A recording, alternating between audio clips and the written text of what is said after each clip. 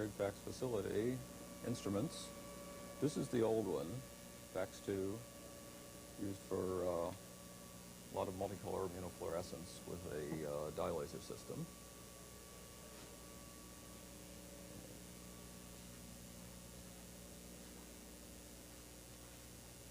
Here we have the FaxStar Plus cell sorter, a relatively stock commercial system we use for also for 2-laser with visible and ultraviolet illumination.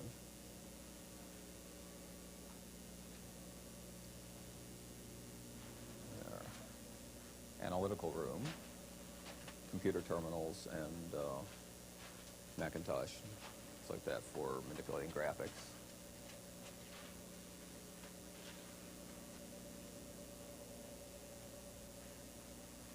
Third routinely used instrument here, a fax scan with custom software that we'll look at later. Okay. There we go. And around here in the next room, a new instrument under construction to have essentially to use all the capabilities of the other 3 in a single instrument with our own custom electronics and computer system.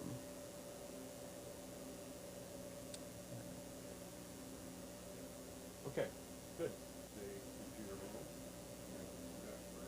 What do you want to do? I haven't even thought. Yeah. No, I think we're here in the mindset here. Let's do this. Yeah, that's good. Just go on and So we'll work our way back there.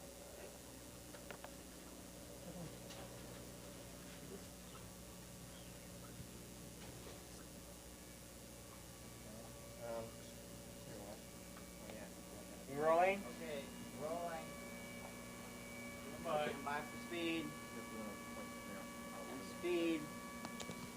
This Friday morning, February 1, 1991, we are at Stanford University in the Beckman Building, Department of Genetics, looking at the fax shared facility, one of its laboratory rooms. Our guide is David Parks, director of the fax shared facility. David, could you tell us what we're looking at in this room? Okay, well this is our 2-laser cell sorter using visible, 2 colors of visible illumination. It's essentially a descendant of the one that's over at the museum now, in that the bench part that we're looking at now is an update on that system. Electronics, see you later, is even more closely related. We could go in and this system uses excitation with 2 lasers. One, which you can see a little of here, of blue, is typical, and turn on the dye laser in yellow-orange. And this is used to excite frequently 4 different colors of immunofluorescence, 4 different reagent measurements on each cell. So, although this is now quite an old system, it's still doing state-of-the-art research. So the original BD2 had 1 laser, and now another laser was added to this system. Right. This is how has a second laser, has 2 argon lasers, one of which is used as the power source for a pump dye laser. Okay. And about the electronics system, you say, is more or less the same? Yeah. Looking over at the electronics, this is probably the last of the Fax 2 type electronics that was built, and we got it because it was more flexible than the what was considered more modern versions at the time we got it, and allows us to do things. For instance, this originally came with only 2 sets of sorting windows, 3 measurements intended. We expanded it out to 6 by building more electronics ourselves. Okay. The system communicates with the VAX computer systems here through the interfaces, as seen down here is the technique. Some of the changes that we've done on it is, see, we've sort of rebuilt a lot of the system, including displays to be able to handle the 6 measurements and all. And also, this, up in here is the automatic cloning device, which was an early development here, but we still use the old external cloning device, which has been internalized in the newer models. And the big machines on the rack. Then finally, for here, a rack of high voltage power supplies and amplifiers that are computer controlled, so that now the instrument standardization has been taken over by the computer. This instrument was originally not designed to have any sort of computer control, and we've added that partially at this point.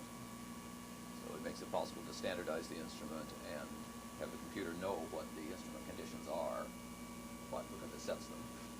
And more of these instruments that you added have now been incorporated into the Backstar Plus that we will see in the next room?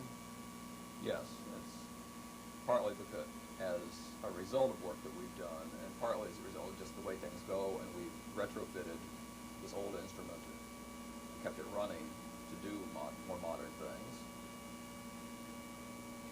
Good. Cut.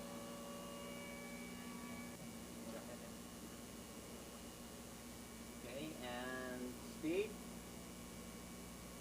Okay, and yes, down in this corner is the interface, which transfers the measurement data on the cells to the main computer system.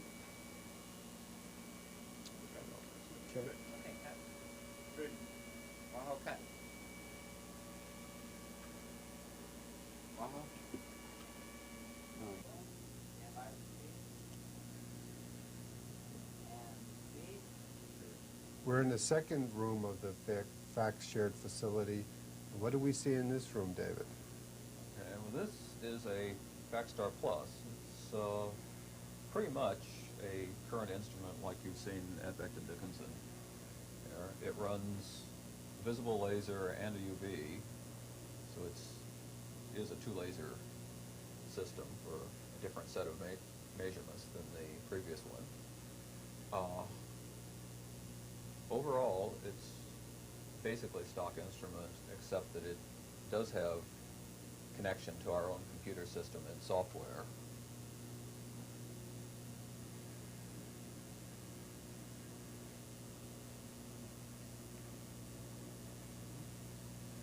Okay, let's cut. Rolling, stand by. Speed. Okay, so here we're looking into the real business area of the cell sorter. The greenish glowing object is the nozzle tip that the cells and the jet of liquid are coming out of. The laser beam intersects that jet just outside the nozzle.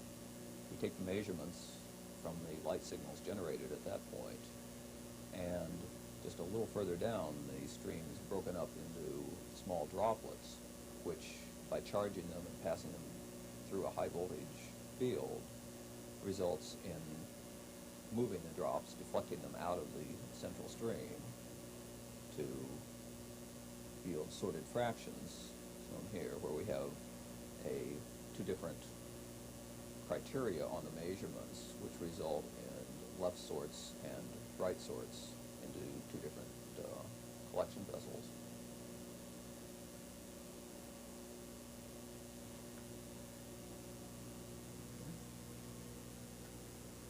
Okay, can we keep rolling and tilt back up and get a static on that intermediate, that window there.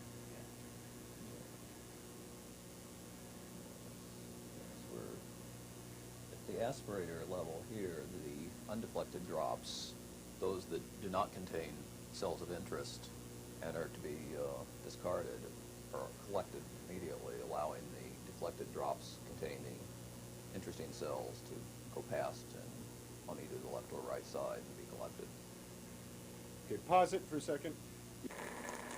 Quiet. And back to speed. And speed.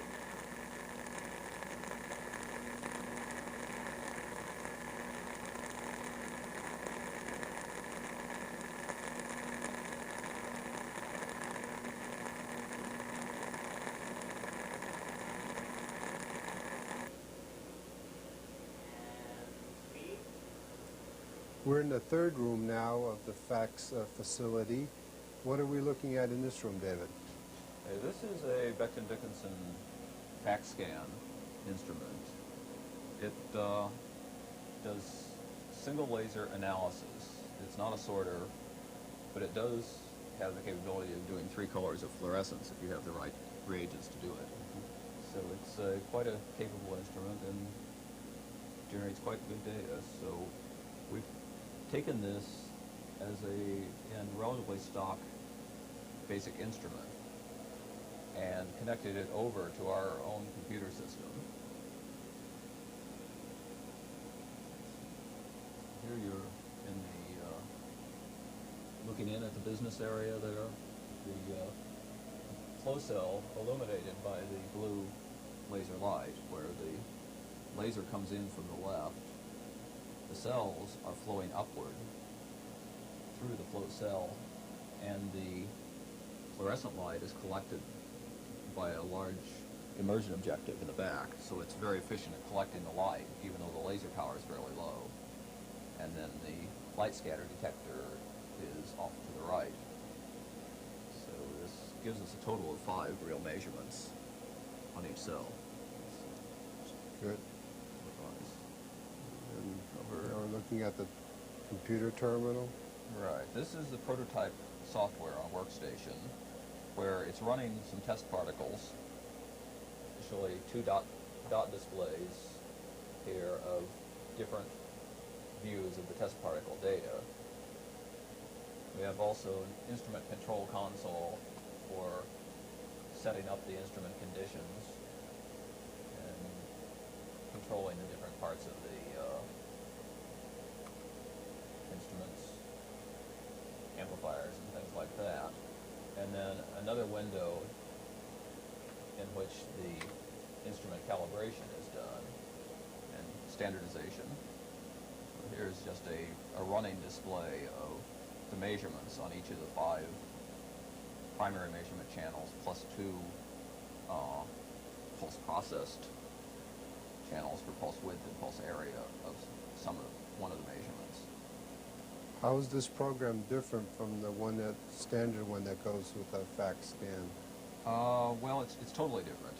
It's one that has been generated from basic concept to this implementation entirely here at Stanford, and pretty much completely independent of the Becton Dickinson software.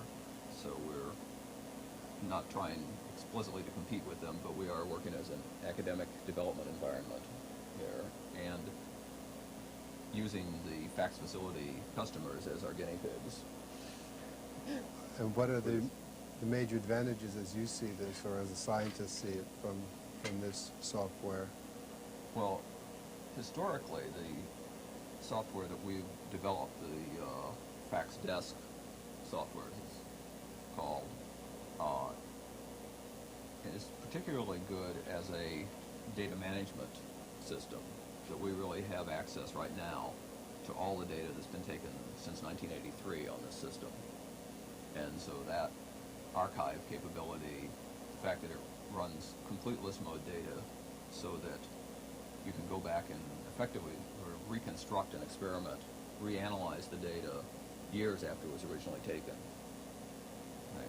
Important. The number of other factors in terms of the data display and all were unique at the time they were done several years ago in that part of the system. The idea involving this system console is new in that it's working in basically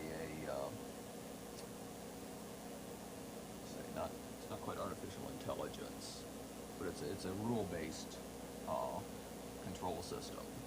So the methods that are used by the computer to understand what we're doing in controlling the instrument are quite different than in the other software systems, even though you could generate that actual display in other ways. The way it goes about deciding what you're telling it to do and everything is fundamentally different than the sort of explicitly programmed types of software. Good. Okay. Keep it rolling. Keep it rolling.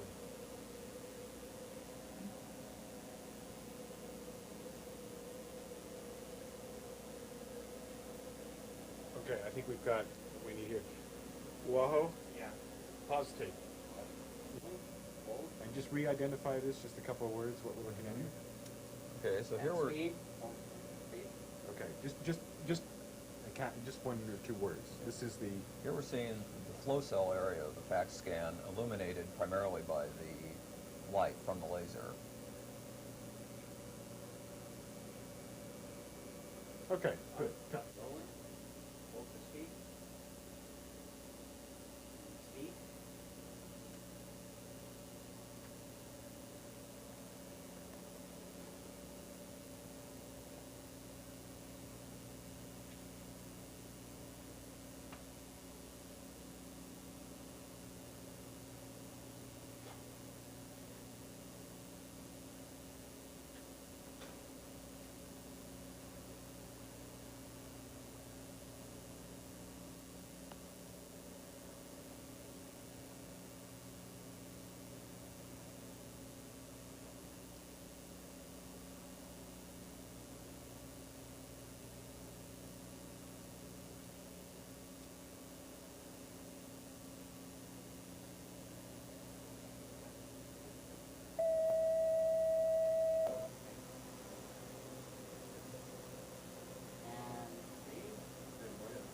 We're now in the fourth and last room of the fax facility, looking into the future, I think, Dave, right?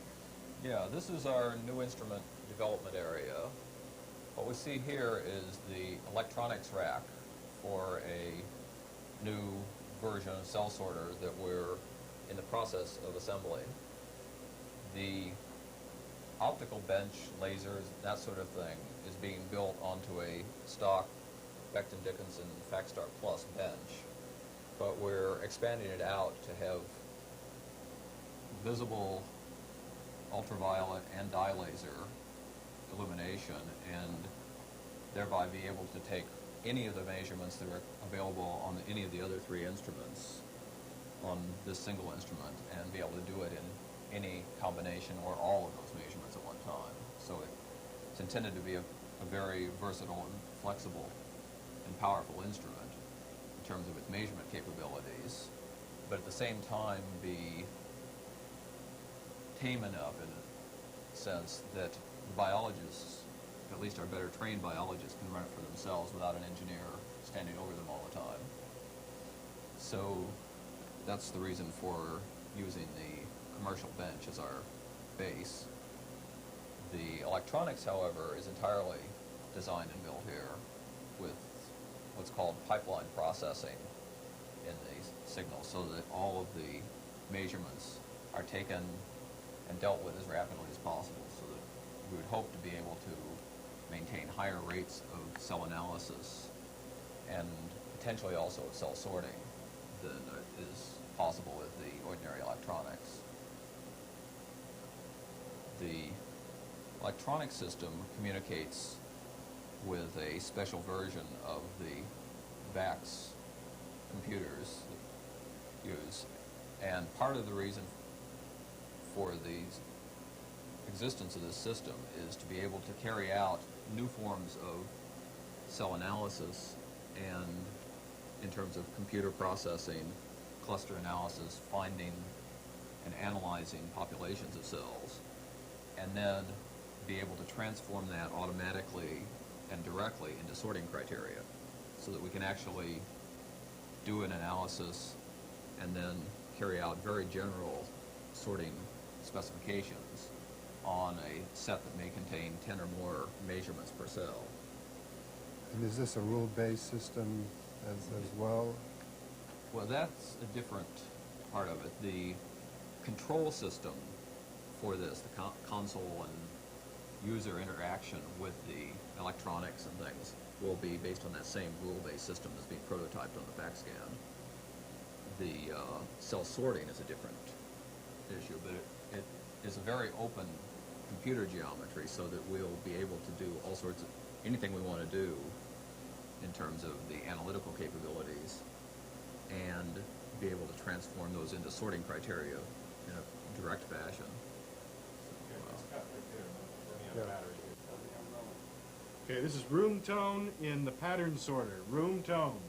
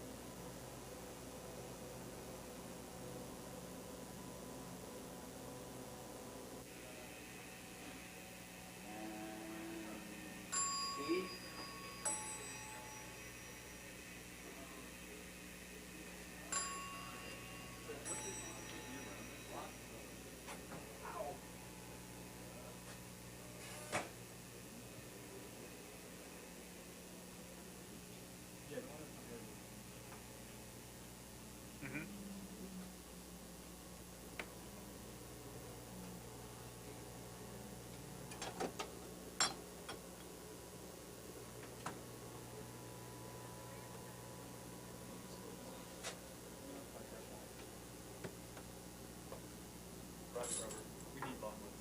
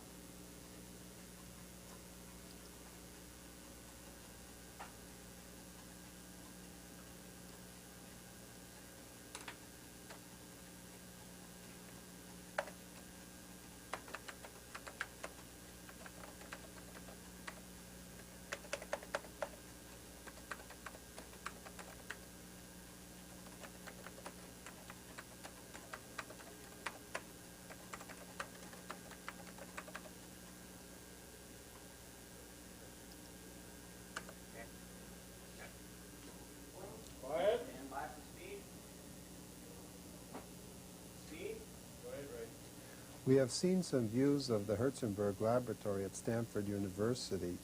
Now we are speaking with Dr. Leonard Herzenberg, professor of genetics. Dr. Herzenberg, we'd like to explore some of the research work that is being done with the cell sorters. Maybe you can start with some examples of the early work that was done and bring us up to the present. Well, in the few minutes that I think are available for this, we'll be covering more than about 25 years worth of work of quite a large number of people, many of them working in this lab and also a lot of them working around in other laboratories at Stanford. The original reason for developing a cell sorter, as I told you, was to try to test the clonal selection theory, that is to try to isolate antigen binding cells by labeling these cells with fluorescein or another fluorochrome and sorting with the sorter. We were able to do this, and we were able to prove that the cells that bound a particular antigen sorted with the sorter would then make antibodies against that particular antigen, not against other antigens. So this was a formal proof of the clonal selection theory of antibody formation. In the years since, there's been many studies of cell surface molecules, cell surface antigens of cells that are active in the immune system. These are both mouse cells and human cells. And because of the development of hybridomas, which make monoclonal antibodies, and our application of monoclonal antibodies to identifying cell surface molecules, and many other people who have participated in that effort as well, and many people have been able to discover dozens, or in fact at this point it's probably at least 200 different antigens, which are different molecules therefore, which are expressed on the surface of different kinds of cells in the lymphoid system, in the antibody forming system, in the blood forming systems, the hematopoietic system. And this has made it possible to classify these cells into different types, to study their development, to describe the lineages that occur in development. Our own work focused for a while on regulation of the immune response. We isolated with the sorters the cells which were suppressor cells, cells which were antibody-forming cell precursors, T cells which were helper cells, and saw how they interacted. That was a major area of activity for us at one point. We then moved into some more molecular kinds of studies where we were able to use the sorter, the FACS, to help us to clone genes. So we transfected, transferred DNA from cells of one species, usually mouse, usually human, into recipient cells, which were usually mouse. And the expression of the human genes for cell surface antigens could be detected on the surface of the mouse cells, so the human antigens expressed on the surface of the mouse cells, by staining with fluorescein or other fluorochrome conjugated monoclonal antibodies, and then using the FACS to sort out these cells, and by a complicated process, but not so uncommon in molecular biology and gene cloning, we were able to clone the genes for several of the basically important cell surface molecules. And some of these are now very important in clinical work. And that could bring us to the current day, but there were a number of other steps along the way, which perhaps I should tell you about first. So we'll come back to AIDS, where some of the work on the cell surface antigens led. My first postdoctoral fellowship was at the Pasteur Institute, as I said previously, working with Jacques Monod, and I worked on the enzyme beta-galactosidase, regulation of that enzyme in bacteria, where beta-galactosidase of that sort was made. And some years later, a fluorogenic assay for beta-galactosidase was developed. And then just a few years ago, in 1986, I chose to go on sabbatical to the Pasteur Institute to do some more work using that particular enzyme, beta-galactosidase, from E. coli, coded for by the gene LAC-Z, to see if galactosidase could serve as a reporter molecule for gene expression, for RNA transcription, and for other purposes, where we would be able to identify or quantify the amount of transcription in individual cells in a population, rather than looking at, as is conventionally done, an extract of large numbers of cells and just measuring the amount of activity in that extract, which has the biggest disadvantage from our point of view of not giving you any information about the distribution of the amount of gene transcription as measured by the amount of beta-galactosidase in individual cells in the population,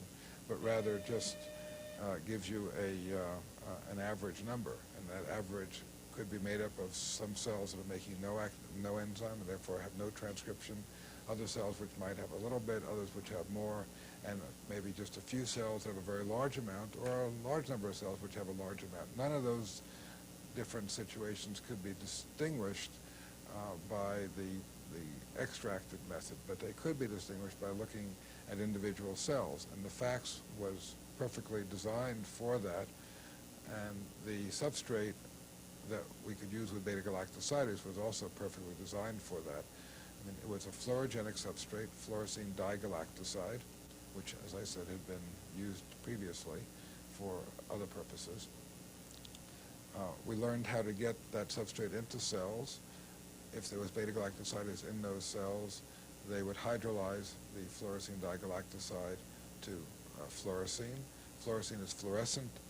I opened it to say that the substrate, fluorescein digalactoside, is not fluorescent, but upon cleavage of the galactose residues by the action of the enzyme, you generate fluorescein, which is fluorescent.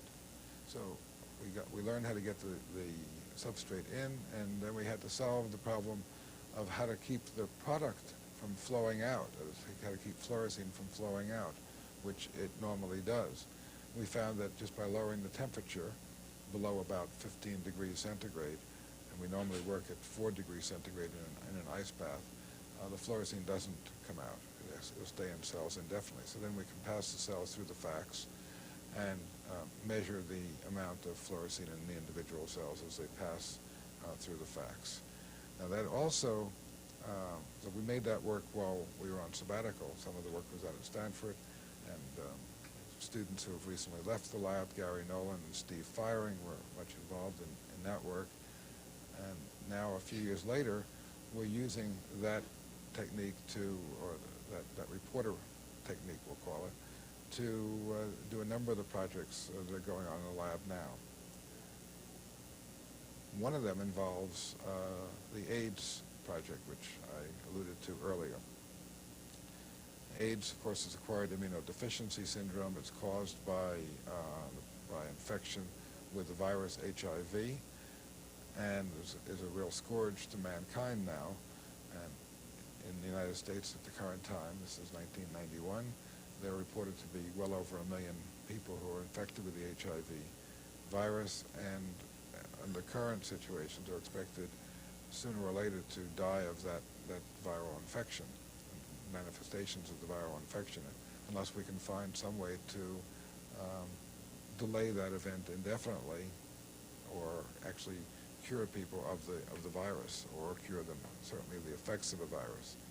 So a couple of years ago, we did start to look at regulation of that virus using the beta-galactosidase reporter gene system, and found that, and this is not work of our lab alone, but of many other people, and just because of the brevity of time available, I'll try to summarize it, that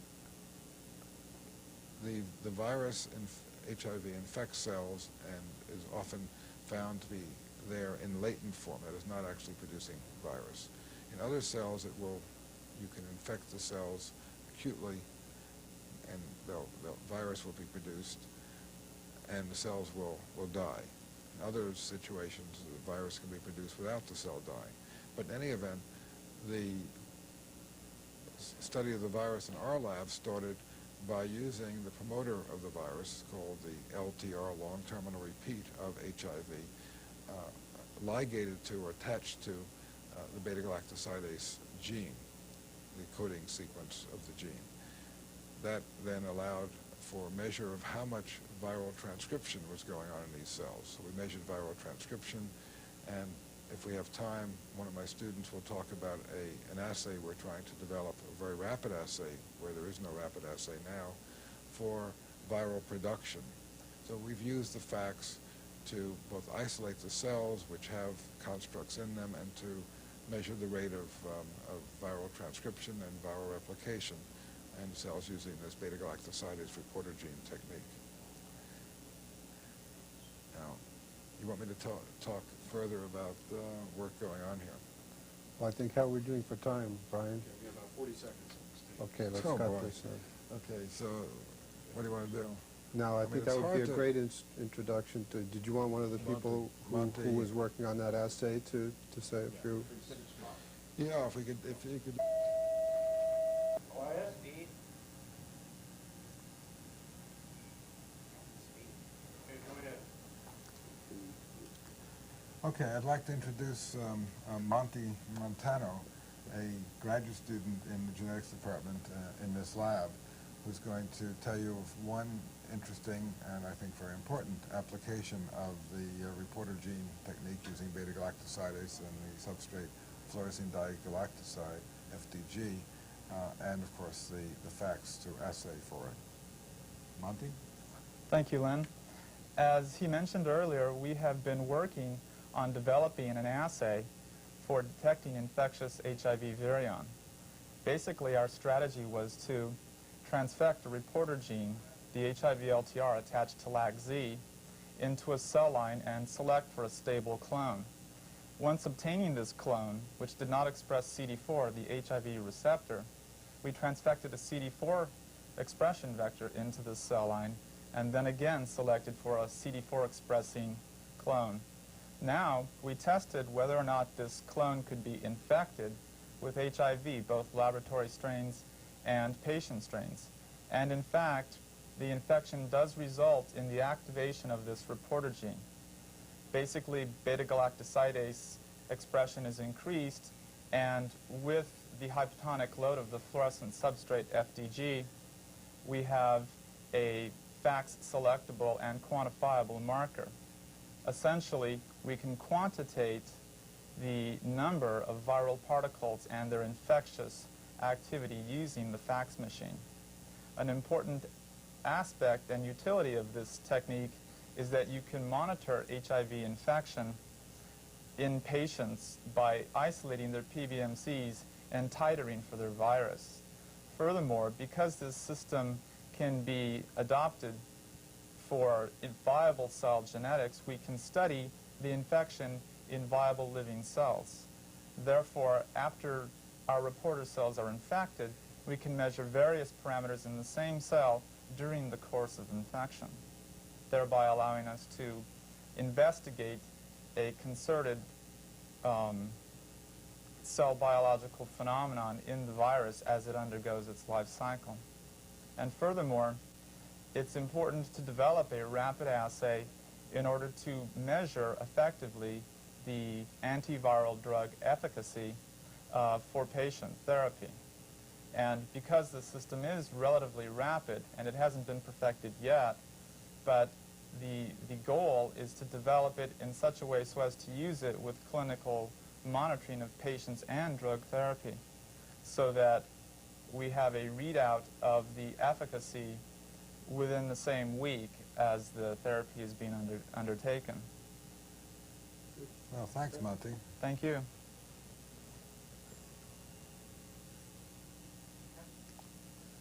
Quiet. Hold for speed. And speed. Okay, go ahead. I'm going to introduce now a colleague from another department here in the Beckman Center at Stanford University. It's Dr. Mark Krasno, who has worked with the assay which I talked about earlier, using use of beta-galactosidase as a gene. But he's going to use it in a very interesting and novel application, which I'm personally very excited about, and I think it's going to be extremely useful for many studies in, we'll call it developmental biology, and perhaps genetics as well. So, Mark, could you Talk about this new idea. Right.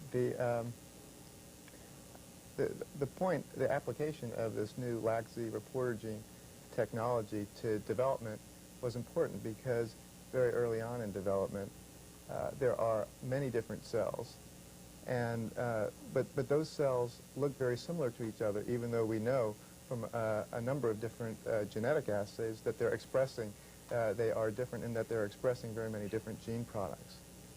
Now, in the last couple years, many people in Drosophila and in other organisms as well have introduced into the animal transgenes in which a particular gene product, LAC-Z, beta-galactosidase, comes under the control of a cell type specific promoter, which allows beta-galactosidase to be expressed in a subset of cells of the very early embryo, and therefore can be distinguished from other cells in the embryo based on their pattern of expression of beta-galactosidase. So with the advent of this technology for being able to identify live cells based on their beta-galactosidase pattern of expression, we could then sort those cells. If we could just take the cells from an early embryo expressing beta-galactosidase, dissociate those cells, and then purify the cells expressing beta-galactosidase and study their development in a test tube in vitro. And I think the real power has come from the large number of such strains which express beta-galactosidase in different cells of the embryo. And so it's then possible, or should be possible in the future, to purify almost any type of cell you want from the early animal and then watch its development or study its properties in vitro when separated from all the other cells of the very early embryo. And this is an example of one such early Drosophila embryo here, shown in this top panel, where the cells, you can see cells in black here that are stained positive for beta-galactosidase, whereas all the other cells of the early embryo do not stain black and appear gray in this photograph. And so it's possible then, using this technology worked out in the Herzenberg lab, to separate these stripes of cells, which are different only in their pattern of beta-galactosidase expression, shown here, and no other differences from the other cells, and then to purify the stripes then away from the interstripes, which don't express beta-galactosidase, in between the sets of cells expressing it, beta-galactosidase. And so then to study the properties of these cells in vitro. And I think eventually this kind of technology will be able to be applied to many different types of animals, including some animals that are even more closely related to humans, like the mouse. And I think the goal eventually will be to not only study, for example, the development of the nervous system in vitro, which we've started to do with these Drosophila embryos where beta-galactosidase is expressed in the progenitors of the nervous system, but also to then begin to reconstruct development of a whole animal from different sets of purified cells and see if we can reconstruct development in a test tube in vitro from mixtures of these purified cells. Put the animal back together again after taking the animal apart, cell by cell, because of this kind of an assay system.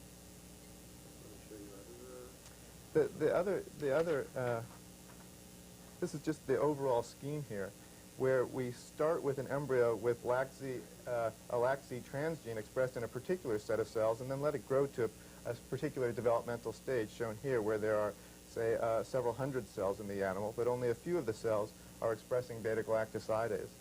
And then we take that animal and dissociate all of its cells just by downsing it and mechanically dissociating the cells in a test tube, and we get a population of cells, but using the fluorogenic beta-galactosidase substrate, only the ones expressing beta-galactosidase then fluoresce, and then we can purify those cells using fluorescence-activated cell sorter and monitor their development in vitro. And the practical importance right now, or the practical advantage right now, is that there are thousands of different lines which express beta-galactosidase in different cells, not just this subset of cells, but in any set of cells. And so we can obtain from this very early developmental stage, when there are no other apparent differences between cells, we can obtain any kind of cell we want for study in vitro to watch it develop and to study how it interacts with all the other cells in the animal once those are purified. Well, I appreciate that. It's a really nice method.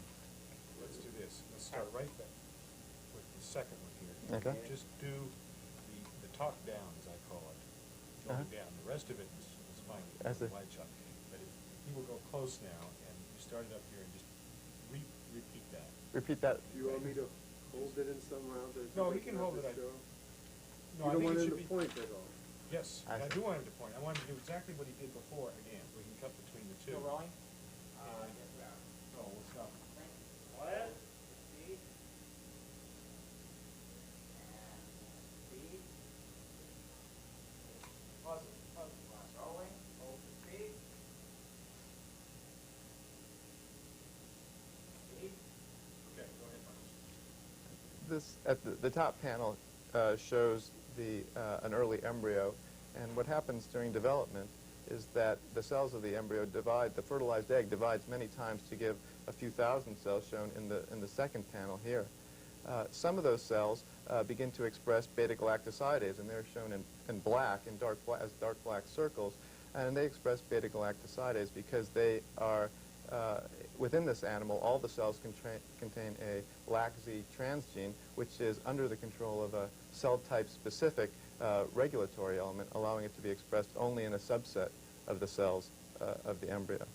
Now, because those cells, although they don't differ in any other properties that we know of from the rest of the cells in the embryo, although they differ in their pattern of beta-galactosidase expression, we can use the fluorogenic beta-galactosidase substrate, which then allows the cells, once the whole cells of the embryo are dissociated, as shown in the next panel, it allows the dissociated beta-galactosidase expressing cells to become fluorescent, and they can then be separated from all the other cells of the animal so that we get a purified population of cells using the fluorescence-activated cell sorter, as shown here.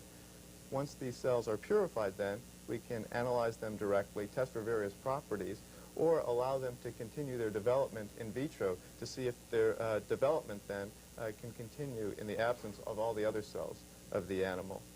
And by doing this type of experiment with many different types of embryos where beta-galactosidase is expressed in many different types of cells, we can then begin to study the development of almost any kind of cell from the early embryo in Drosophila and presumably in other animals as well, although that's yet to be tested. Good. Very good. Stop tape. Rolling. Hold the speed. Quiet.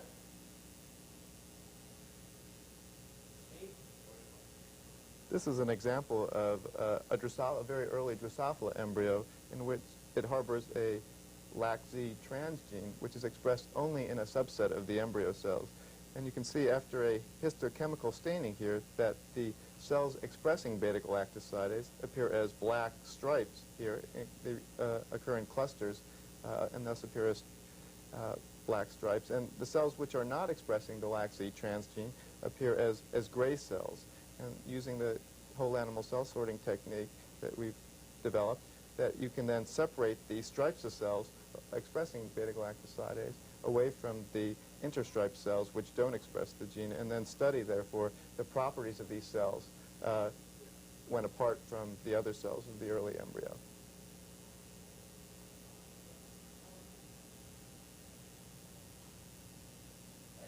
Yeah.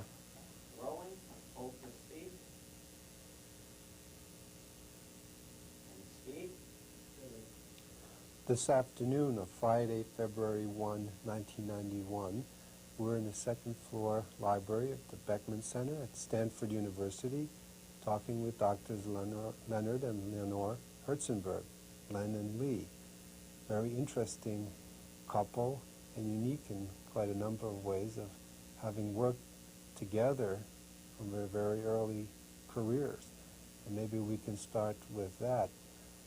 Leonard, tell us how you met Lee and how your careers started. I met Lee while I was at Brooklyn College, where I was a senior, and I guess you were... An entering freshman. Were you entering freshman? Yep. Yeah. And then by the end of that year, we'd fallen in love and decided we'd get married, but not immediately. I'd go off to Caltech for graduate school, and Lee would stay at Brooklyn until she finished her degree, was the plan. We actually had a summer together, though, because I had a fellowship to go to Woods Hole Marine Biological Laboratory on Cape Cod, take the invertebrate zoology course, and Lee came along. The only job she could get, I think, was some kind of I was a... a chambermaid. I was an exalted chambermaid. She made beds. I made beds. But we didn't sleep that often in the in the beds that she made. The beaches were very nice. That's how we met. Another But question? then you went off to Caltech by yourself, right? Yeah, I went off to Caltech by myself, and I spent the first year there and came back the following summer when we got married. During the year, it became obvious that we'd be better off married than not married, staying apart. In that way, we'd be much happier. So Lee came out to, well, I went back to Brooklyn and we married there. I worked for the summer at a hospital laboratory. That was actually kind of interesting because they'd gotten lots of money. This was in 1953, post-Sputnik. And they had all this equipment that this hospital laboratory had bought, and they didn't know how to use it, by and large. Now, I didn't either, but I at least had 1 year of graduate school under my belt. And I had great fun that summer putting all the equipment together, running electrophoresis, and they did know how to run the optocentrifuge. That was the one thing they had done before. But I ran whatever equipment that they had bought, I put together and tried it out on something. Then we drove back across the country to Caltech to continue graduate school, as I recall it. I had to continue graduate school. And is Lee going to tell part of the story? Yeah, sure. Well, I was going to ask you, Lee, what you found when you went out there, and since you had to cut off your schooling at Brooklyn College, what was your plan? I was already accepted at Pomona College. So I went to Pomona College for the first semester, and that was like a drive. At that time, there were a lot of orchards and stuff, and the place was foggy. I'd get up at 6 in the morning to drive, and I'd spend an hour cutting through that very heavy fog that they used to have. But mostly I found that what was being taught at Pomona wasn't very exciting, because I'd come home from school and I'd go straight to Lens Lab, and I'd go to seminars at Caltech and learn what was going on there. And the distance between what was being taught and talked about at a really first-rate institution was so far from the biology classes that I was taking that eventually I became this very uppity undergraduate and said, well, I don't want to learn this. I mean, this is very silly. This is just teaching me to be a technician. And I can go to Caltech instead and sit in on the seminars. And Why couldn't you go to Caltech as a graduate or as an undergraduate? Good question, because they didn't admit women. Actually, none of the major institutions admitted women at that time. It wasn't any great shock that they didn't admit women. It was an annoyance, but it was something that you just accepted. You know, well, they didn't, and maybe they would sometime. Well, but can I interrupt at all? Sure. I mean, many major institutions did. I mean, the state universities, large universities all over did admit men and women, but there weren't. Harvard, Yale, all the Ivy Leagues didn't admit women, but they had sister schools. So Caltech didn't have anything like that, and the closest I could find was Pomona, which was quite a distance. That was hard, tough stuff. I was 19 years old. I'd never been out of New York. We were ghetto kids. I mean, the whole view of the world was completely changed. The only time I'd ever been out was when we were up in Woods Hole, and I learned a little bit about what I was going into from that, but it's a very different world. But the professors at Caltech, as opposed to the Caltech administration, were extremely hospitable, and they let me take all the courses, so I took whatever courses there were. Essentially, I moved from undergraduate into a graduate environment because there was no real undergraduate environment in biology at Caltech at that time. And I had a wonderful time. I mean, I took the greatest classes. I had the greatest professors. The list of people that were at the department at that time ranged from Renato Del Becco, Max Delbruck, George Beadle, Sterling Emerson, Ray Owen, Albert Tyler, for whom I worked, Henry Borsa. So it's a wonderful... Alfred Sturtevant. Right, the people on the third floor, right, and Ed Lewis. And Norman Horowitz. The list reads like a who's who in science. I mean, these are all names that anybody who's been in science, when I call that list off, they just go, wow, wow, wow. But besides taking the courses, you also were helping Len with some of the work that he was doing at that time, too, or Yeah. towards what he getting near the dissertation. Well, Good. slowly Lee would be hanging around the lab, but she also was working to make some money. We had very little money at the time, and studying. But I think as time went on, Lee would act as a technician, keeping some records. But when it came time to write my thesis, Lee helped a lot, both in the typing of it and in, can't remember how much, but probably in a fair amount of the fixing up to the writing of it. I can't remember that. I don't know. It may not be true at that point, but later on. I know I drew all the figures, because that was one of the ways I was making money, was drawing figures by everything that a Macintosh can do in 15 minutes, I did in weeks. I used to take people's theses in and then just run the whole thing and do all the drawings. I don't think I actually did any lab work per se, except just occasional watching an experiment if something had to be watched. With Len until well after we went to Paris, and mainly he was a very good technician. He really did not want my hands involved in stuff. He was not certain that I was going to handle the things the way he wanted them handled. Also, I was doing chemistry by and large, or kinds of things that didn't require a lot of replication, but it required one after another, one step after another. Not the kind of thing you normally need a technician for. Quite frankly, you really did not trust me to do that work. That could be. And I didn't disagree. I mean, Stand by for speed. Speed. After you've completed your graduate work at Caltech, you did your postgraduate work, at least 2 years of it, at the Pasteur Institute, and you both went over the time. And if I remember correctly, Lee, you were even pregnant on that boat trip over. Could you talk a little bit about your stay in Paris and your collaboration there? Sure. Yeah. Well, we did. We had the opportunity to go to France by the old Liberté. No, the old de France first, so by boat, from New York. And that's something which nowadays there's no opportunity to do at all. We almost always fly. I haven't taken a boat since returning from France later on in the Liberté.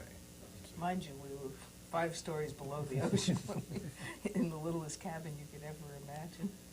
Yeah, and Lee was feeling nauseated. We thought it was the being on a boat and being well down in the tourist section and so on. But went to a doctor, I remember, and the doctor said, "Oh, you have mal de foie."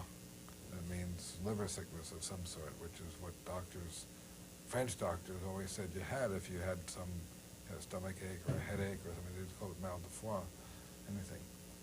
But what happened when we arrived in Paris and you went to another doctor? He found you were pregnant. Yeah. Yeah.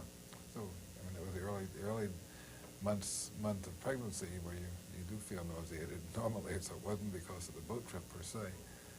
Anyway, we arrived in Paris by taking the boat train from where the boat landed, I think in Cherbourg, wasn't it? Or anyway, Le Havre, that's right, Le Harbor, and Paris by train. I think we were met in Le Havre by a childhood friend of Lee's, a woman who had lived. Well, Lee can talk about this more easily than I can. Taken to it was very hard to find a place to live. There were no apartments, so we were put into a hotel, one room, and it was cold there. And one of the wedding presents we got was a heating blanket, and so we put the heating blanket on, and found that the matron from the hotel would come upstairs or would telephone us and say, "Why do you have the lights on so late?" And he said, "We don't have the lights on, we have this heating blanket on." Heating blanket, you're not allowed to have such a thing, no heaters in the room. And so they cut off our electricity. They do it room by room. The electricity was controlled. There was a little light that showed at the desk that the electricity was being used in the room. I had a cold or something like that. I was feeling miserable. That you had pneumonia. I had pneumonia. I had pneumonia a number of times in my life, and found out why, I think. And it was pretty miserable there in that crummy hotel room, which is the best, well, the only one we could find and afford. We lived there for about a month or 6 weeks. No, more like 4 months. Is it that long? Yeah, I was fully pregnant. We finally decided we had to move somewhere because we were going to have a baby. So we moved outside of Paris to something they called an asbestos chateau. It was a wonderful children's apartment in an old chateau house that was run by some crazy ex-dancer who'd been the mistress of some Italian, very wealthy Italian industrialist. And he bought her this chateau, but she didn't have any support money. So she lived in one corner of it, and she let us rent the other corner. That was quite nice, except it was a distance outside Paris, which meant that it was hard for me to get to the lab. I either had to go in the morning with Glenn or not go at all. I stayed home a fair amount of time at that time. There have been a few periods in my life when I didn't work, but very, very short periods, mainly. When we first got to Paris, Glenn said, well, now you can do all the artwork that you wanted, go to the museums and do all that. And after about a week of that, I came crying, saying, please let me come to the lab. I'm pregnant and I'm lonely and I don't want to do all that. We worked with Jacques Monod then. He was of the Monod and Pardee and Jacob Leboeuf. Jacob Leboeuf, yeah. Anyway, that whole group, which later became the basic foundation for molecular biology as we know it today. And we were there just at the dawn of that. In fact, some of the experiments Len did were the experiments upon which the whole system rested, that they were then able to go and do all molecular biology in. Yeah, I talked about that quite a bit previously on these tapes.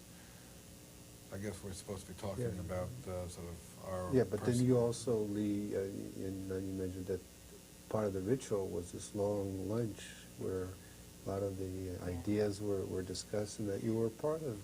Well, from my point of view, I mean, for reasons that, in retrospect, really amaze me, but people were very, very good about letting me just come to lab seminars, join in the lunch. I was just taken as one of the gang and allowed to ask questions or talk or pipe up with my opinions or whatever as things went on. We had lunch together every day at Pasteur. There was like a small solarium. In fact, it had been used in the old Pasteur times as a place where they kept the wine vats and did all their fermentations, and it was heated by the sun. So it was a very nice little lunchroom that we had. And one table of that lunchroom, there were two tables. One would be the technicians who would always come in and cook their dinner, their lunch. They'd heat them up in little pans and do a typical French thing of having a hot lunch with the regular food they'd bring in from home. And then the scientific staff always sat at the other table, and we would go out to the charcuterie and buy milk and ham and something, make a sandwich out of it.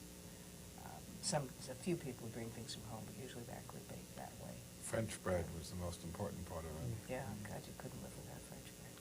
But it was a very interesting time. I think I mentioned to you when we were talking before that politically it was interesting. These were people who had been members of the resistance. They had close links to Jean-Paul Sartre and Camus, the existential movement.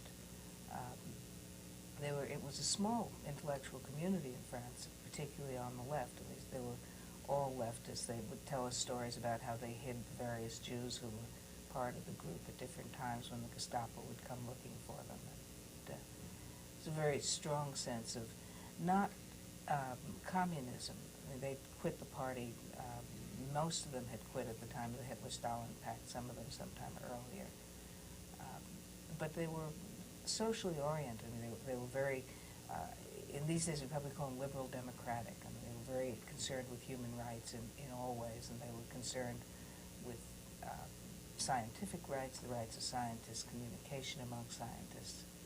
And that was something that we had done. We'd already been into the Federation of American Scientists. We later came back, when we came back from Paris, we ran the Washington office for a couple of years while we were at the NIH. Well, I was the treasurer of the national organization, but the office was to say we ran the office when Well, many distinguished scientists, particularly atomic scientists, people who worked on developing the atomic bomb.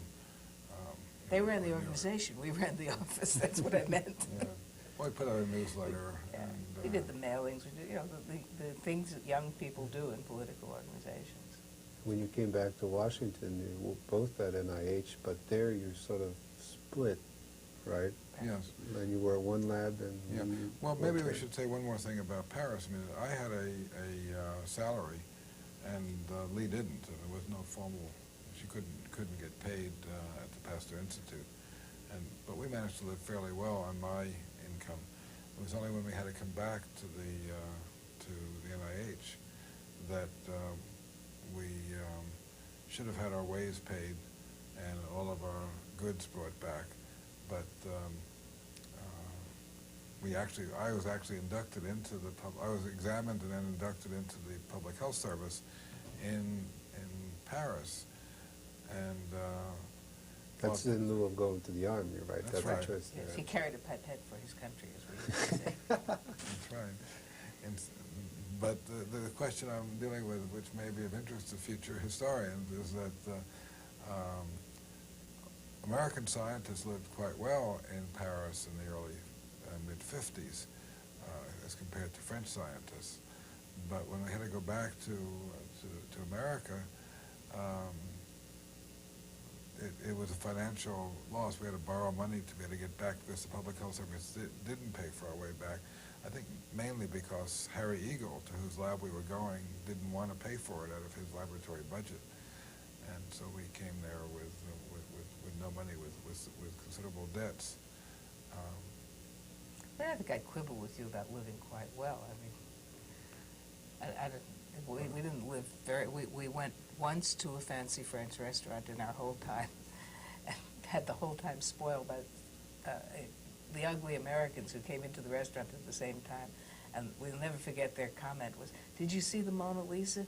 "Yeah, I was really disappointed. It's so small."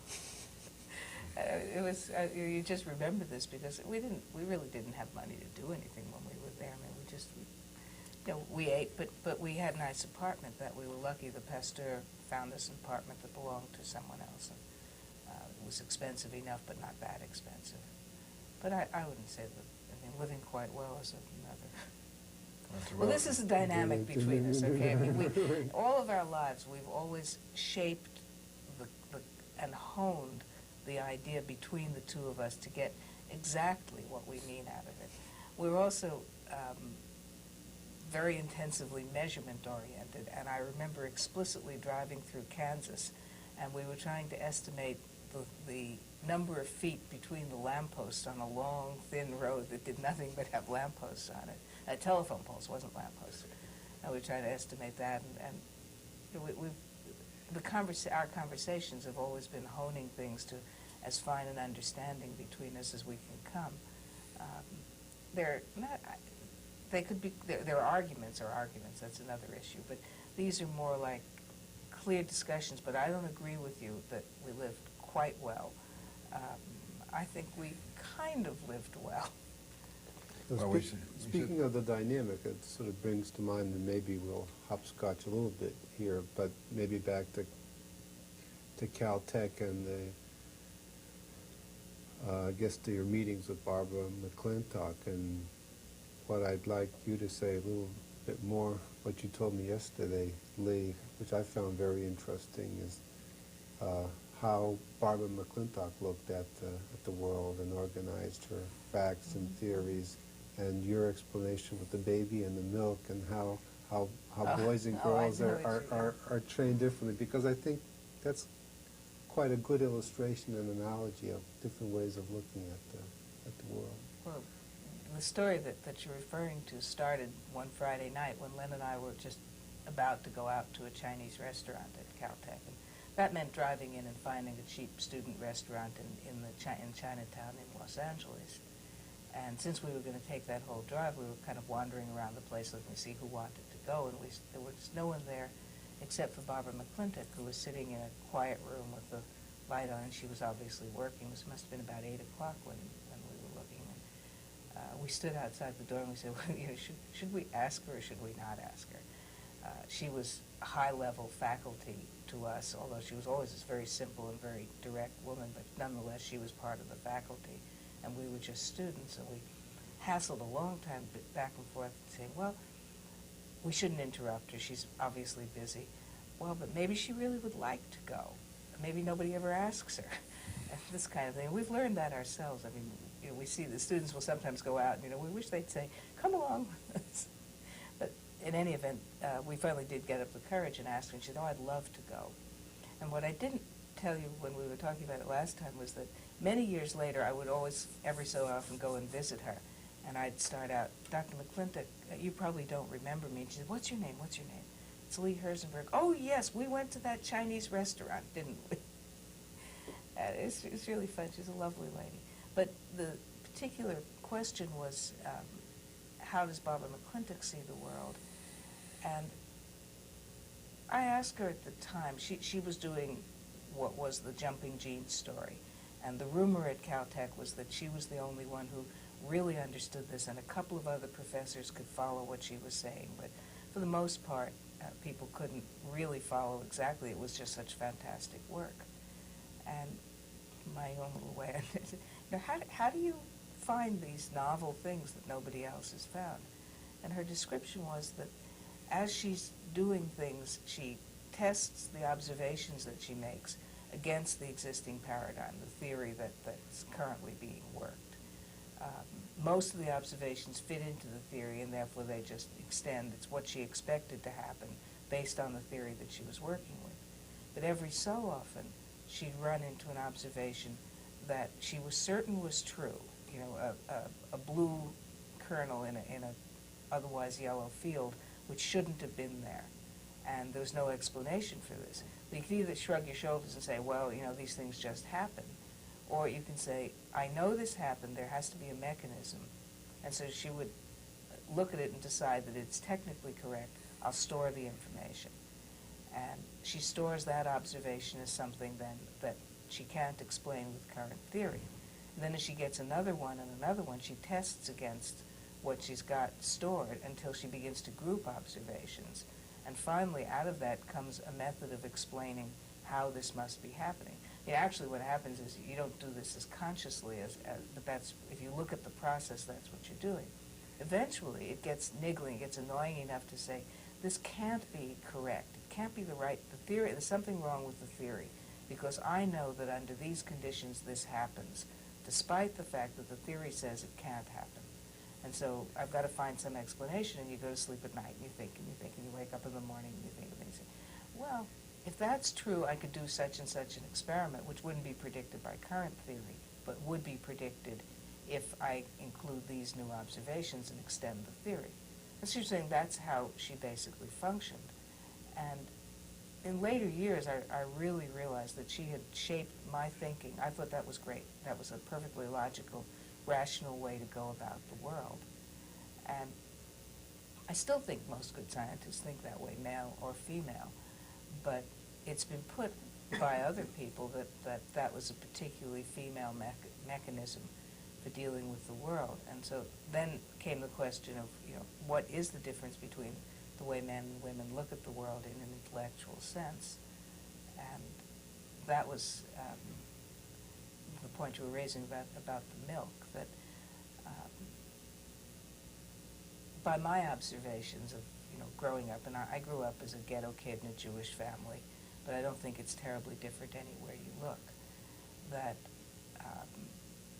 if you had a little boy sitting at the table and he was sitting there doing his homework and his mother said, I just put a glass of milk warm for you on the gas stove, and keep an eye on it because it's going to boil over, I have to go out to the store, or I have to go in the other room.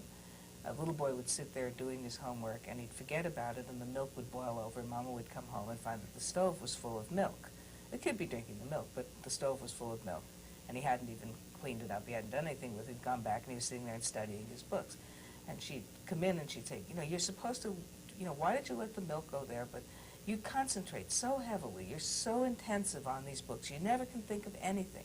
And she'll tell everybody the story about how little Joey is concentrating so heavily, he's so intense, he's so interested in what he's doing, that he can't even recognize that something like the milk is boiling over on the stove.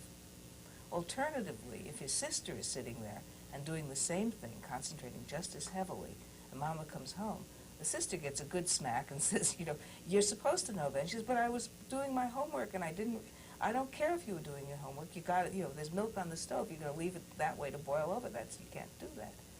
And that extends it to training that's almost necessary if you're thinking in terms of the girls growing up to rear children and the boys growing up to work. Because when you're in a house with children, if you were concentrating heavily on anything else, the children could take poison, they can fall out, fall in the well, whatever. You've got to be able to keep your eye on peripheral items at the same time as you're concentrating on what you're concentrating on. And Leonard sometimes remonstrates with me that when I read a book, I get so intense in the book that I can't hear him when he talks to me. He doesn't realize, of course, it's true for most everybody. Leonard, do you have any thoughts or arguments with Lee about this? Do you see any gender differences in the way people view the world or do science and look at the organisms? Because there's a sense that so far as I mean, I think the only lesson from what Lee is telling about the milk story is that women are, she's saying there's a gender difference in that women are not allowed to concentrate as intensively as men boys from early childhood, because the girls are supposed to pay attention to things around. I don't think that's true in general. I think it's true about Lee. I think it's not precisely what I was saying, though. What I was saying is that women are forced to include peripheral vision. It doesn't mean that you can't concentrate as much, but you have to keep your peripheral vision functioning. You're not allowed to shut out the other items. Does that make sense? Well, one of the things that characterizes our lives is that when I try to repeat what Leah said she said, she always disagrees with it. So I think that Leah's a good scientist. I think to try to analyze our interactions would take, a life study, probably on a psychiatrist, psychologist.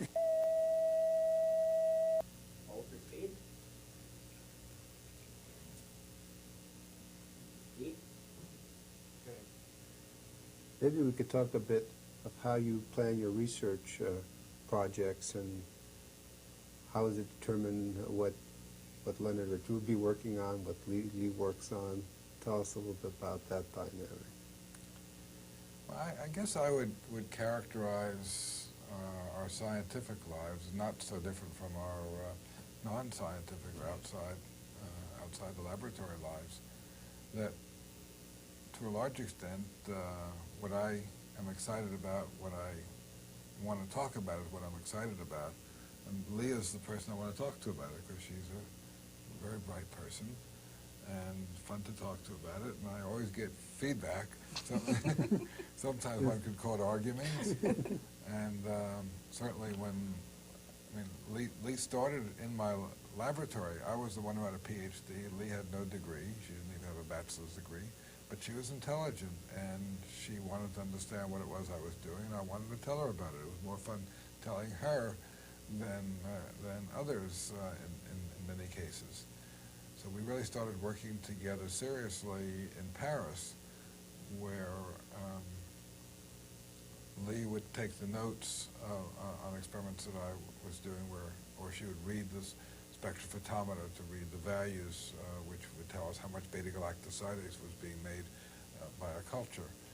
And we'd get lots of data collected. Lee would keep the notebook, and I would do most of the pipetting. Maybe I did all the... I think I did most of the... I did all the pipetting at that time.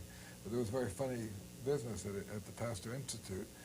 The experiments required the use of large test tubes, and with pipettes sitting in them, and then being in a shaking water bath where they went back and forth. You kept the test tubes you kept the pipettes in the test tubes. And those test tubes were not uniform. And some of them would, after a while, have the pipette go through the bottom of the test tube and you lose all the contents. That would destroy the usefulness of that tube. I think one of Lee's first jobs was to help, and then maybe she did more than help, she maybe did a lot of it, was to bounce the test tubes on the marble table, which is from a certain height. And if they didn't break, then we could use that one. If it broke, we threw it away. That would indicate how, that we had enough strength at the bottom of the tube. Remember that? Oh, I remember very well. I think you must have spent many hours, many hours, It was my brilliant invention. I could figure it was one of our usual arguments. I can do this, and if I do this, you won't have the tubes break. Don't be silly. Yes, it's going to work. You'll see. Well, I don't remember that detail, but so Lee kept many of the records, and which was fun for me because I don't keep records really well. I don't like to. I don't like detail work. I don't even like writing too much. You don't like to write anything on paper. And Lee loved to, to do that and to worry over it and to improve it and so on. And I like to, I don't know, come up with ideas which intrigue me, which I think are good ideas, and to follow through on that. But the detail work is not, particularly the writing and the record keeping, is not really my forte. So I think that when we went on that way, we'd spend a lot of time thinking about what the consequences of the results were. And Lee would worry more about many of the details than I would. I'd say that I'm really not interested in details. I'm interested in the bigger picture. I don't know if I said that in words, but that was really the feeling. And That's your Barbara McClintock issue there, of the things that didn't fit exactly. I wanted to know how they fit, or I was storing them away and bringing up, but this can't be with this. And it was a use. I mean, I had a good memory for all of these crazy items that had not fit into the particular framework that we were functioning in. And I don't know if it's, I think you sell yourself short in saying that, I mean, you're an excellent detail person, an excellent, I mean. Well, I'm a very good editor, I think, which means details. I do catch errors pretty well that other people do, but. And I don't. Lee's not as good at picking up errors frequently, I would say. I can't proofread worth anything. I mean, But also, maybe we come to the current day because it's hard to really remember back there, but I think the roots of it, I don't think things have changed very much in many respects in our styles, that I'm always looking for something new to do and to sort of make a sort of major contribution, you might say. And I don't like to fill in all the details. I don't like to dot the I's and cross the T's too much. Although I like a firm result. I mean, I guess if I had started working now, I'd say that isolating a protein or isolating a DNA, a gene, determining its sequence would give me a lot of pleasure, and it has in the past. I mean, just to actually get the exact structure clearly. Theories are, for me, not as interesting unless they're very tight, at least I think that way, unless they're tightly defined theories. In other words, I don't like what I consider idle speculation. I don't think I'm not creative, though. I think I am creative because there are many different things that I've done that have turned out to be very useful and informative. But I've also worked in many different areas because I like to work in many different areas. Lee, I would characterize as much more of a completer. In fact, we used to read a book called the I Ching, the Book of Changes, Chinese fortune-telling book, sort of a Chinese naturalist book. And it's a little bit long to talk about exactly what it is, but there were two characters in it. There was the creative and the receptive. There was the heaven and earth. So heaven would be the creative and earth would be the characteristic of the receptive. But each of us is made up of part of each of these two opposite characters. But Lee I'd characterize as being more Kuhn, at least we did for a long while, which is the receptive, and me is the more creative Chen, I think it was called, wasn't it? Well, then you have to Chen. But at times... temper that a lot because it isn't... it depends on what your definition of creative is. That's true. I mean, I have always characterized you as someone who sees the development of a new method, of a new way of doing something as the potential for opening your way to getting answers that couldn't be gotten within the limitations of the technique. That came to the facts. It was the idea of generating the facts. It was the concept of using monoclonal antibodies as reagents for the facts, which was, I think, absolutely and clearly Len's contribution to that. And hence, all the stuff that follows from that, including the CD4 analyses that we see now, is all based on those very direct concepts. Seeing the method was not adequate. He's not a methods builder per se, because methods builders don't deal with the science. It's seeing where the science is bounded by its methodology and saying, okay, we've got to somehow strike to break that particular barrier, and if we can break that barrier, then we can get answers that are very special. And that's what I see you as forging ahead and doing all the time. And every time that he's gotten the answers, these have been first-rate science. You don't publish them in methods journals. You publish them in Nature and Science and PNAS. And, they're really first-rate introductions of things to science, but they're only possible because you've broken the methods barrier. Once he breaks a methods barrier, I will see an infinite number of places where in the areas that I'm interested in, I can use that method to do what it is I really want to do. And so in that sense, I'm the completer. But for many, many years, I think as long as we've been at Stanford, I've worked on a particular area and a particular set of projects. And there, the big fight between us is that it's a much mushier area than Len would choose to use. And I tend to like to create theory. And the latest of those is a concept of evolutionary layering of the immune system, that rather than having a single stem cell that evolved and gives us the entire immune system, what we've done is retain through evolution a series of progenitor cells for the immune system. And as the fetus develops, you first kick in stem cell number 1, and that gives you the basic fetal hemoglobin and fetal kinds of lymphocytes, and then you kick in stem cell 2, and it gives you an intermediate. And you finally work your way all the way up to the top stem cell, and it kicks in and gives you what we as mammals use as our, not primary, but high quality defense against invading organisms, high affinity, high quality. Anyway, developing this theory is this is the kind of theory that I like to work on. Or can I interrupt and yeah, sure. comment on that? It's interesting that you picked that particular theory as being one which I wouldn't. Well, you do like that one, actually. That is the theory which I think perhaps you had more to do with the creation of, but that maybe much more to do with. I'm not really sure. But we published that paper as a review with just the two of us, no other people, which is unusual if you look at our publication record. There usually are other people involved in any of our papers. If we're both on it, there's always other people. But this one we just wrote the two of us. And I enjoyed that one, and I actually tell people about that theory when you're not around.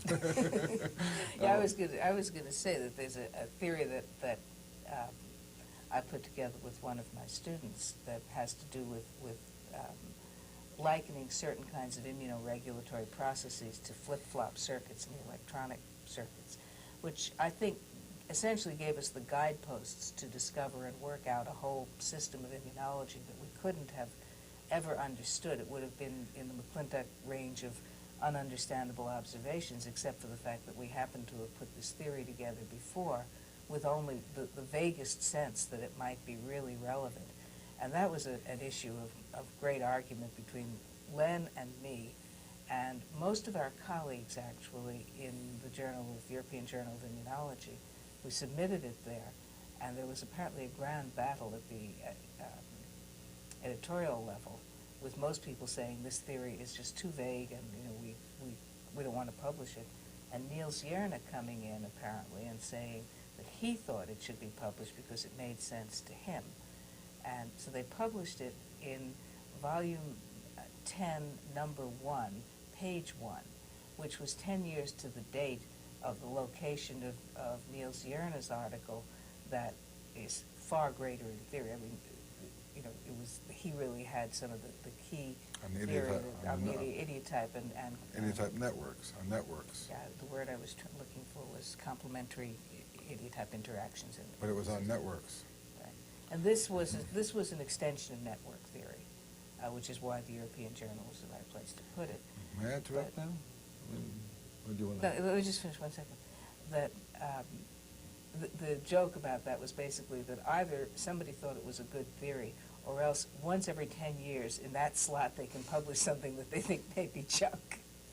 I don't know the answer. Well, we never came to agreement on that theory. You still hate No, that theory. that's a very good example, I think, of a non-theory, which, and Niels Jörner's idea is also one that's very, very controversial as to whether it really is a theory or not. Most Americans, it's interesting, most Americans basically don't follow the network theory of the immune response. Don't think of it, don't design experiments based upon it, and whenever it's talked about, tend to call it with derogatory words. I'm being very careful about my language for history. I think one thing that... But I wanted to, if I could finish for a second, which is that the Europeans, by and large, like the theory, like the idea, and I don't think that the idea is very, very useful either. Either the network idea per se, although there's a lot of kind of things which you can get to follow it. I think the same is true of what Lee calls the bimodal regulation. I think bimodal regulation is obvious that that's true or not true. I call it bistable regulation. Bistable to the bistable regulation. I think it's a trivial idea, and it doesn't lead to experiments. You can describe many situations as being due to bistable regulation, and if you don't describe it that way, you can figure out a way to do an experiment so you can describe it that way. That's basically my feeling about it.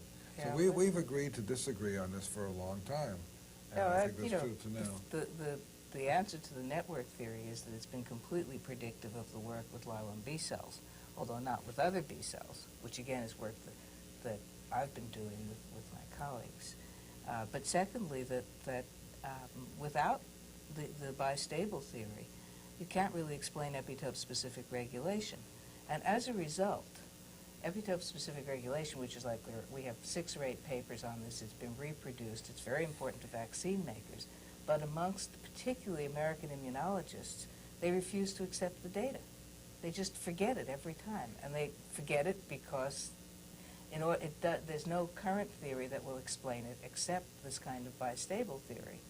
And so the easier thing is to just say, well, the data doesn't exist. And that's actually a fascinating issue in terms of history of science as to how experiments get done that don't fit the paradigm and simply get lost because people can't explain them, and they just shrug their shoulders and say, well, there was some artifact involved in that.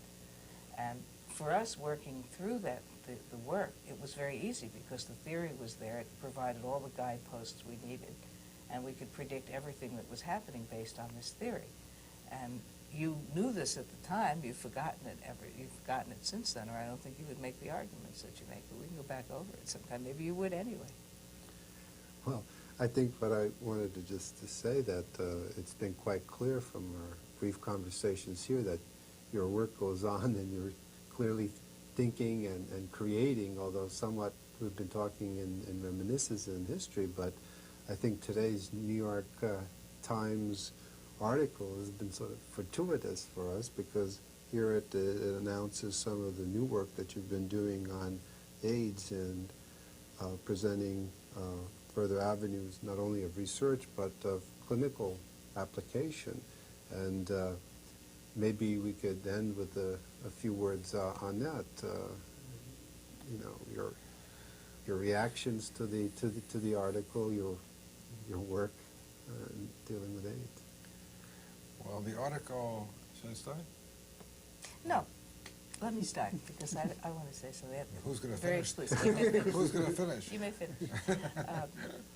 No, the reason that I don't think you will do yourself justice, and that's why I've asked to start, in that this is a perfect example of a place where Len had set up a method because he could see that understanding the regulation of gene expression was being hampered by methods where you couldn't look in individual cells at whether a gene was turned on or not. You had to take a culture, mash the cells up, get the extract, and then say, well, okay, the gene was turned on to some extent. The implication being it was turned on to some extent in all cells in the culture, but it could have been turned on for only a few cells in the culture to a very high extent, and you wouldn't know the difference. So Len set up... Excuse me, this is described elsewhere in the tapes. So Yeah, but this is Yeah, a but good this is- we'll go on then. Yeah. So Len set up that method and was making good progress with it in a number of areas when, and had already set up the HIV, the human immunodeficiency virus, the AIDS virus, taken the regulatory sequences from that and put them in front of the sequences for the enzyme that would allow us to see what was going on if the gene was turned, if something would turn the virus production on, it would turn on the production of this enzyme. So it gave us a rapid, very accurate cell-by-cell assay, what we're doing. And I mean, that's where, his knowledge and his understanding that was going to be a very important method for doing all sorts of things was there, and he was now making progress in one area when we heard from Tony Fauci that there were human cytokines, the things that are produced during inflammation, that were turning on the virus. And Len said, well, it's clear, we said together, we were both in Berlin, that it's clear we can use we can use the assay that Len had developed to get a much cleaner picture of what actually was going on when these cytokines were stimulating cells. Applied it to that, and then took a drug that I had been sort of playing with in terms of, that's a bad term, playing, but trying to figure out whether this might be good for AIDS patients. There were some theoretical reasons why it might be, along the kinds of theory we were talking about before, and I thought they were valid, and I really wanted to go with them. Len was questioning just how much use there was to this, but on the other hand, he was certainly interested in it.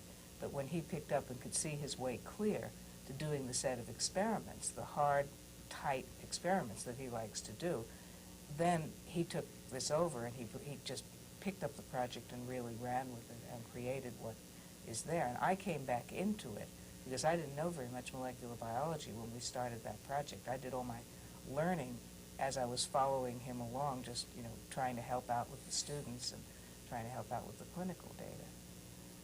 Okay? You got the last word. Whoa, that's too bad.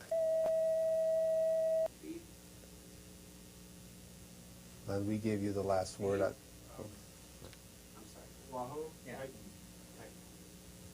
Good. Okay. Thanks. All right. Go ahead. Then we gave you the last word on this, so go ahead. Well, it's not that I really need the last word, but I'd like to, in this particular case, I'd like the last word in other situations, is that this is a very interesting problem. This article in the New York Times is reporting a paper which will appear shortly in the PNAS, a paper that involves a collaboration between Anthony Fauci, Tony Fauci, and what's his name? Altenmeister. Altenmeister. Don't let him hear that part. I should know him. He's very well known. He's Mr. Glutathione, and he's worked on glutathione for many years and its involvement in various aspects of metabolism. Glutathione is a very important molecule. It's a tripeptide. It's got an SH group on it, and it's a major antioxidant in cells. It's present in cells, virtually all cells, at millimolar concentrations, which is a very high concentrations for small molecules. By comparison, the usual nutrients, the usual amino acids are found at a tenth or a hundredth of that concentration, or even a thousandth of that concentration. When we got involved with, after we heard from a German scientist named Wolf Droger, that glutathione levels are low in AIDS patients, data wasn't very good, but it was good enough for us to to think about it some more because we were actually very concerned about the lover of someone we knew very well who was dying of AIDS. And we had AIDS on our mind a lot. And here came something which promised some possible useful treatment. Not that it would save his life, but it might extend his life usefully or help others at some point. The reason for this logic was that glutathione levels were low in AIDS, and there was a simple drug that had been used for many years that could raise glutathione levels back to normal. And since glutathione is such an important molecule, as has been shown by the years of work by Meister and many others, that if you're lacking adequate concentrations of a very important molecule, and you can restore it without any danger to the patient or the person, you should do that. And that was something that Lee felt very strongly, I believe, before I did, but nevertheless, I mean, it wasn't by more than maybe microseconds or maybe days. But, well, it was very much a we operation. Yes, I'm just saying that it was was. something I was carrying the ball more for, if you like. In that well, Lee was, okay, so Lee was doing, we decided to, this drug, by the way, was available in this country, but not in an orally palatable form. That is, it had to be injected IV, or it tasted absolutely terrible, this drug, N-acetylcysteine. And so we couldn't get somebody to take it more than once before he basically was his stomach would be very upset. And it tasted so terrible. It tastes like rotten eggs. And, but in Europe, you could get it as little capsules, or tablets rather, which if you broke them, put them in half a glass of water, they were like Alka-Seltzer, carbonated beverage. Tasted okay. And, or it came in another form too, where you could taste it like dilute Tang, which is an orange-flavored, non-carbonated drink. They tasted all right, so people could take them 3 times a day without any real discomfort or nausea or anything. We found out why, so we imported the NAC ourselves from this German scientist who had told us about it and the lowered glutathione levels. And he sent it over to us, and we gave it to our friend, and other people asked for it, and other people who had AIDS. Lee promoted it to legally, but not, but gave it to them. But we talked to their physicians, basically. We always talk to It was always physicians done with first. the physicians, That's right. because it doesn't make any sense otherwise. Well, we thought we saw miraculous improvements in some people who had AIDS or who had pre-AIDS or who had, and we made arrangements with a company. I don't have to go into all the details, but that they would, the company, a European company that made the drug, and they made it cheaply, and we went into a contract with them based upon a patent that we applied for. They wouldn't raise the price of it if it became useful for AIDS. So then we went in 2 directions. Lee continued to talk to people with AIDS or who heard about it. It got written up in the AIDS newsletter and various literature. The grapevine spread the news. We had a press conference because I happened to get invited to I had been invited a year earlier to a high-class meeting on AIDS. And I was invited only because I was a well-known immunologist. And actually, to tell the story a bit further, I was invited by Lewis Thomas at the advice of Jerry Lawrence, both of whom I'm going to see Monday, where I'm going to give a major lecture at NYU, where these people are. And you can look up Lewis Thomas and Jerry Lawrence if you want historians of the future. But I talked about results we'd gotten, which I had started working on in the lab, as Lee partly described, that we found that HIV, the virus, either in the construct form with galactosides as a reporter gene, or the virus itself later on, would be inhibited by this N-acetylcysteine, this drug, NAC, which restored the glutathione levels. That wasn't an expected result, but it was a clear result, and we confirmed it many ways, and we published it. But before we published it, we went to a meeting where Tony Fauci was giving a lecture, and we talked to him. We spent a lot of time with him, and he told us about these cytokines stimulating the virus production. In particular, TNF, tumor necrosis factor was called, or cachectin, whatever it is. The three initials describe it perfectly well. And the drug we were working with, is N-acetylcysteine, would block the action of TNF in stimulating the virus. It was real interesting molecular biological results, real good gene regulation stuff, but working with something which was of crucial importance to the world, because it's a real scourge of the world to have so many people with AIDS and so many more expected to get it. And there is no cure on the horizon. So it was very exciting intellectually to do these experiments and get such clear-cut results, and we did many more experiments.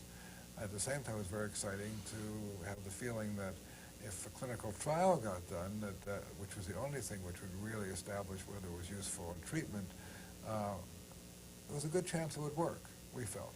And we felt, as we went on, we felt more and more that the chances were better, because we found more and more people taking it and doing pretty well with it. At this point, we feel very strongly that there's just got to be a clinical trial. This is now 2 years after it was started. Well, Tony Fauci, who is the head of the AIDS effort in the United States at this point, the NIH, is also quite committed to this clinical trial, and he's going to be carrying out the first one for reasons. We just have not succeeded in getting the medical or the drug community or the FDA to further the idea of the clinical trial. Even though there is a company that would make a lot of money out of it, they think, that for a variety of reasons, they've held back. And so it's 2 years, and it still hasn't happened, more than 2 years. Now, I'm in touch with that company a lot, and I'm in touch with other people, and serious people have laughed at the idea that such a simple compound, glutathione, or that N-acetylcysteine, which restores glutathione, could be useful in treating this disease, which the best minds are finding only poisons to treat this disease with. So we're rather emotionally involved with it as well. But I think I really do think I'm maintaining my scientific objectivity in the laboratory work, and the clinical work we're just trying to get done by these trials being done by others who are doctors who can carry out clinical trials effectively. It's their business. It's a very interesting example of where there are people, there's a lot of money in AIDS, therefore a lot of people have gone into working in that area, and they're not always the best people, but even if they are the best people, they're so imbued with working on very technological solutions, on developing at great expense crystallographic structures of a piece of the virus, and they might learn something from that which will allow them to get another drug, or they've bioengineered DNA, recombinant DNA manipulation and so on. Best, latest techniques, and they get them into clinical trials and they find they're of no use. They spend millions and tens and, a lot of money, up into the billions actually. And there are billions of dollars a year in profits we made on any of these things working too. So it's an interesting place to be at the age of 60, being a top scientist. I've been very well recognized as a good scientist. Leah's well recognized even though she doesn't have written recognition. She only became a PhD fairly recently, as you remember from the tapes. And she became a professor fairly recently, so she's been in my shadow in some ways in terms of recognition. I'm not complaining. No, I don't think I'm infamous enough. All right, you're not complaining, but I think it's true. So the summation of this whole thing is that we're dealing with something which really is a clinical problem of very great importance, being done by people who have done basic science, very high level, very skeptical scientists, very critical, working on very hard problems, published, I don't know how many papers we published at this point, maybe several hundred, maybe 300. Had lots of good students, lots of good postdoctoral fellows, lots of good associates who've gone on to be professors or researchers other places. And here we are working on a very mundane problem, which is the glutathione levels and how that affects HIV replication, but at the same time as being mundane, it isn't mundane at all. It's of crucial importance to the world. And actually, I think it's intellectually getting more and more interesting. The article in the New York Times that you talk about is something derived directly from the work that we've done. We've talked to Fauci a lot. I've also talked to Meister. He found out about our results, and he's now extended it, I think, very slightly, and used a different compound or a couple of compounds. And there it is written up in the New York Times, and the story is open. I think that's where we have to end it. It's an open story. Will we or won't we, by following more of this work, come up with something which will really be useful in treatment of AIDS and a variety of other diseases which, by our research and others, seem to be also treatable by watching out for glutathione levels and being able to give an acetylcysteine, a very safe drug, when it was out of patent 30 years ago. I mean, it was patented 30 years ago, so it's out of patent. And nobody's going to make an enormous amount of money out of it, except by, well, I guess, period. Well, I guess I misspoke, really, when I say that this is going to be the last word. Maybe it's the last word on the AIDS, but I think one thing that I do want to talk about, because you extend your own kind of feelings toward yourself to the people in your laboratory, and maybe just a few words on your laboratory styles and how you deal with your associates, because I don't think it's probably the norm. No, it's not a very common style. But there are others who follow a similar style or aspects of it. We have a large lab. We've always been together, and therefore we've been able to manage more people working with us. And we like people, and we like to work with a number of people. We've had a lot of students, a lot of postdocs, as I say, a lot of medical students who rotate through our labs.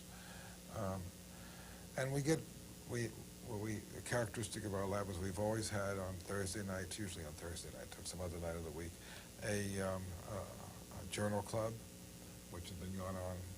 We call it the oldest floating crap game at Stanford. Yeah. It's been going on since we came in 1959, and it's had in attendance some of the most famous immunologists in the world when they've been here on sabbatical or been here for short times. But it meets always in our living room, except for a few times when it floated around. Well, when the group was smaller, I think this is important. When the group was smaller, we could meet in other people's houses. There would be enough room. Now the group is a little bit too large to conveniently meet in other people's houses. Also, the Bay Area has gotten so much more spread out that people live too far away from each other for us to be able to go to each other's homes that easily. A few of these environmental problems. Doesn't float as easily, but it's still the oldest floating crap game at Stanford. Yeah, so it's crucial. It's one that's known for its style. It's been started up in a number of other places because it's a no-holds-barred examination of a paper. It's typical for a journal club, but the neat thing here is that people are informal, they're relaxed, they're sitting on the floors, they're eating pizza or whatever they want to bring along. But they really go in very carefully to analyzing the data, the methods, the conclusions of what's there, and try to find what's good as well as what's bad. Well, it's an extension of what we learned at Pasteur Institute, where the informal getting together for lunch and talking about whatever topics we wanted to talk about, and sometimes they're organized topics, sometimes not, it was a very, very seminal experience, and we followed up on that. Other people have too. But I think what characterizes our lab is that we're very close to most of the people in the lab, and they're close to us, and we know what everybody is doing. We pay a lot of attention to what is going on. We've been described as running a tight ship, where we know each of words. In other labs, you have somebody working by himself, talks to just the professor, doesn't talk to the other people. People are very competitive between each other. They want to get the recommendations to go to another job somewhere else. In our lab, we really require a lot of interaction between people. In addition to stimulating it and keeping track of what's going on ourselves, we tell people if they're interested in related areas to collaborate, to work together. We almost always have two people at least working on any project. We try to avoid anybody getting away with cheating in science, fraud, something which comes up about. We had a recent scare about that, that somebody might have been doing that, and it wasn't. But there were a lot of errors, and we got the errors corrected. So I think you could characterize our style as having a family in the laboratory, and we probably spent a lot of time, much more time with the laboratory people, both in science and socially, and talking about politics and other matters than the average lab. Add a little bit to that. Sure. Probably because when we come home, our friends can be the people from the lab, because I'm not sitting at home or with a different career where we have to merge our social groups or have a separate social group from that. So our social group has always largely been within the lab. Later on, you'll be filming some of the other people here. Recognize that the students and the fellows tend to come and go, but the staff tends to be forever. And David Parks, I first met in 1969. He joined the lab somewhere around 73 or 75. Tom Nozaki joined the lab around 73. Wayne Moore joined the lab in 1970. All of these people persist from another era. They also persist from a time when we found it was very important to make jobs for people who were working in war industry and wanted to shift over. So now we're talking about the 1968 to 70 time frame.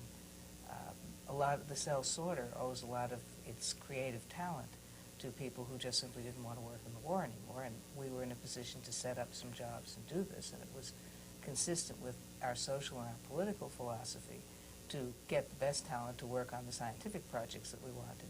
But people joined the lab and stayed because we try to keep, it's kind of a family, a humane environment, if you like. That means that everybody is allowed to work at least 20 hours a day instead of the usual 8. I mean, that's almost the definition of it. We're all around the lab. On the weekends, you'll find the students in the lab.